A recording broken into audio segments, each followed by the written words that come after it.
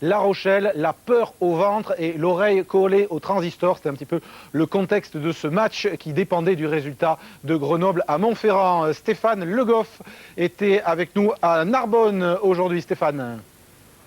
Effectivement, Eric, et autant le dire tout de suite, il n'y a pas eu véritablement de suspense dans cette rencontre. Et comme vous n'êtes pratiquement pas venu nous voir du tout de la seconde période, c'est que tout s'est joué en première période. On va tout de suite regarder les images de ce match avec Narbonne tout de suite dans le bon tempo, à l'image de Cédric Rosalin qui officie à la place de Quesada aujourd'hui, qui tente et qui réussit cette pénalité de 50 mètres. La première action sera rochelaise avec cette réception de balle de Brunet qui libère sur l'extérieur pour Hudson qui joue à la place de Toala aujourd'hui. Et le premier essai est rochelais. La Rochelle qui prend donc l'avantage après 7 minutes de jeu et qui mène d'un petit point 7-6 alors qu'on revoit le beau raffut de Hudson sur Corletto.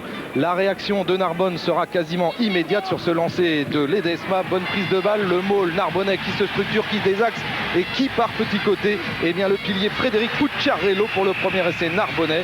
Narbonne reprend immédiatement l'avantage pour mener 11-7. Dès lors, la machine narbonnaise est lancée. On va retrouver Pucciarello quelques instants plus tard. Le voici, le voilà, énorme percée du pilier droit qui libère à hauteur pour Corletto, l'arrière de Narbonne qui va inscrire le troisième essai de Narbonne et permet donc au RCN de mener 31-7. 31-7, puis juste avant la mi-temps, ce dernier essai Douy qui libère sur Alwin Joubert et à la pause 39-14 pour le RCN. La messe était dite, comme on a coutume de dire.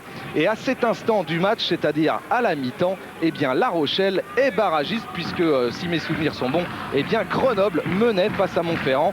Du coup, eh bien Jean-Pierre Elissalde va faire rentrer tous ses remplaçants, à savoir Boucher, Toala, Lanès, Bozy, Albinet, mais des remplacements qui ne serviront pas à grand-chose. En deuxième période, Narbonne reprend sur le même tempo avec Grégory Sudrissi qui récupère cette balle, qui transperce le rideau défensif. Il va trouver à hauteur Colin Gaston qui inscrit son premier essai de la saison. Et le score qui s'envole toujours 49-14. Et cette dernière interception de Grégory Sud qui offre la victoire sans appel à Narbonne. Contrat rempli pour les Narbonnais et notamment pour Pierre Salette qui, on s'en souvient, avait repris de main de maître cette équipe après que Pierre Berbizier l'ait quitté en début de saison.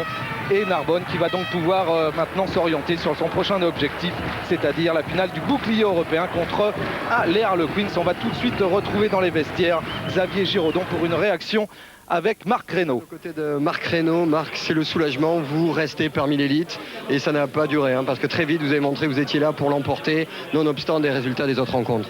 Mais je crois qu'on avait notre destin en main aujourd'hui. Il fallait gagner à tout prix pour rester dans l'élite et on n'a pas attendu que Montferrand gagne Grenoble pour rester dans l'élite. On a prouvé qu'on avait un potentiel énorme dans cette équipe pour y arriver. C'était important de gagner tout de suite le combat devant pour montrer aux Rochelais qu'il n'y aurait pas photo cet après-midi ici au Stade de l'Amitié. On savait qu'ils n'étaient pas très bons en mêlée. Et bon, on a mis l'accent là-dessus et bon, je crois que ça s'est bien passé. On a prouvé qu'on a marqué des points grâce à cette mêlée qui avance sans arrêt. Alors maintenant, place au match bonus. Vous allez arriver très regonflé pour jouer ce bouclier européen. Ouais, je crois qu'on va arriver regonflé, mais d'abord on va bien se reposer. Mais c'est vrai que, attention à nous, quand on arrive, je crois qu'on va faire des dégâts. Et bon, je crois que les Harlequins seront préparés à prendre les déferlantes de Narbonne. Par contre, je voudrais dire un bonjour à Gilles qui s'est blessé. C'est pour toi qu'on a gagné ce match et qu'on reste dans l'élite. J'espère qu'on te reverra bientôt à Narbonne. Merci.